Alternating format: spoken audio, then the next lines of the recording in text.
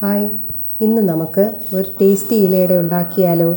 ഇതിനാവശ്യമായ സാധനങ്ങൾ: chicken 2 piece, സവാള 1, ക്യാരറ്റ് 1, പച്ചമുളക് 1, ഇഞ്ചി വെളുത്തുള്ളി പേസ്റ്റ് 3/4 ടീസ്പൂൺ, 1/4 ടീസ്പൂൺ മഞ്ഞൾപ്പൊടി, 1/2 ടീസ്പൂൺ മുളക് പൊടി, 1/2 ടീസ്പൂൺ കുരുമുളക് പൊടി, 3/4 ടീസ്പൂൺ പെരിഞ്ജീരകപ്പൊടി, 1/2 കപ്പ് അരിമാവ്, എണ്ണ, ഉപ്പ് ആവശ്യത്തിന്. പാനിൽ എണ്ണയൊഴിച്ച് സവാള വഴറ്റി ഇഞ്ചി വെളുത്തുള്ളി പേസ്റ്റും പച്ചമുളകും ചേർക്കുക. പച്ചമണം മാറി വരുമ്പോൾ ക്യാരറ്റ് ചേർക്കുക. ക്യാരറ്റ് നന്നായി സോഫ്റ്റ് ആകുമ്പോൾ മഞ്ഞൾപ്പൊടി, മുളക് പൊടി, പെരിഞ്ജീരകപ്പൊടി,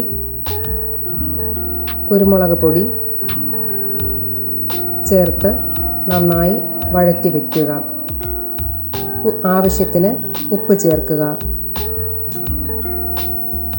നന്നായി വഴന്നു വരുമ്പോൾ കറിവേപ്പിലയും ചേർത്ത് തയ്യാറാക്കി വച്ചിരിക്കുന്ന ചിക്കനും ചേർത്ത് നന്നായി ഉലർത്തിയെടുക്കുക.